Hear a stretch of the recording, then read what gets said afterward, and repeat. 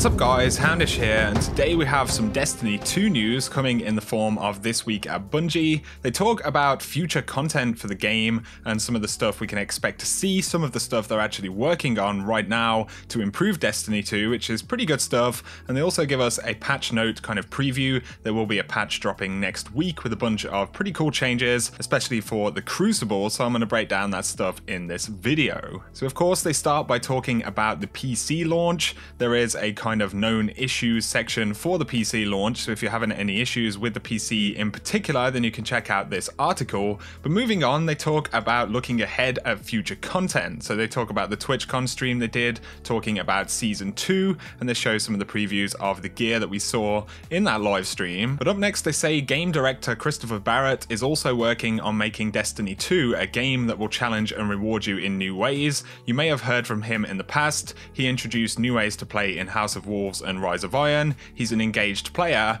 a guardian like you, and he has some new thoughts on how the world of the game should adapt to the way you play. So Chris Barrett says, "Hey everyone, we've been playing the game in the wild for 7 weeks, and like the Destiny experiences that have come before, we're always thinking about where the game is headed next. We're still planning when a bunch of the improvements listed below are going to make their way into the game, but we wanted to let you know what we're up to. Here's a short list of updates we're working on." So they say they are working on new systems and rewards to give our most engaged players additional optional pursuits, better incentives for players who complete challenging prestige activities, that's definitely a really good one as well, better rewards and replay value for strikes, adventures and lost sectors, private matches for the competitive community, and they say they're targeting early 2018 for that one, but also Crucible tuning like adjusted supremacy scoring and better spawning rules, better incentives for completing Crucible matches and penalties for quitting competitive games, continued improvements to the Iron Banner and faction rallies, including uniqueness of rewards,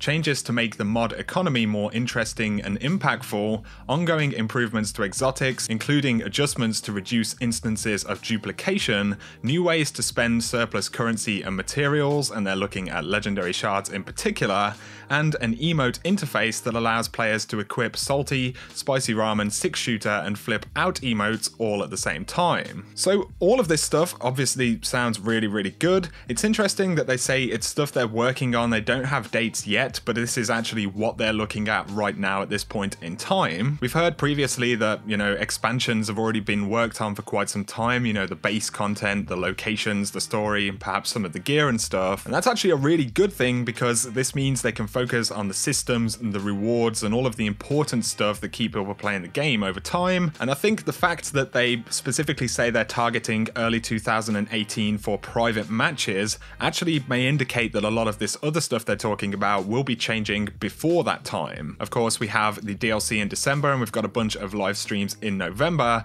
but better incentives for players completing challenging prestige activities, new systems and rewards to give the more engaged players additional and optional pursuits, replay value for strikes, adventures and lost sectors, that's absolutely huge potentially, more incentives for playing the Crucible, as well as penalties for quitting competitive games, improvements to Iron Banner, the mod economy, which is, all of this stuff is just absolutely huge, and if they, pull it off, then obviously the game could improve pretty vastly. And they also say that they've kind of handed over, or they're handing over to the live team, the people that will keep Destiny 2 replayable over time. And the good thing about that, of course, is, Age of Triumph, Rise of Iron, the April update, all of those kind of things where they brought in big system changes were mostly worked on by this live team. So this is really important stuff. They haven't given us dates just yet, but they are assuring us that this is the stuff that's in the pipeline, which is pretty great. Moving on, they say next week they're deploying patch 1.0.6. They'll give us dates and times early next week. So in general, they fixed an issue with the collision detected on the bureaucratic walk emote, and they fixed an issue causing players to encounter empty public spaces too often in free roam. In the Crucible, they're updating the Mercy rule to allow Mercy to activate slightly later in the match, allowing a wider range of scores to trigger it. So they've reduced the score limit of Clash to 50, and it was 75 previously, reduced the score limit to 90 for Control, and that was previously 100 points. They've reduced the influence that enemy-controlled zones exert over the spawning system, so they are focusing on improving PvP spawns.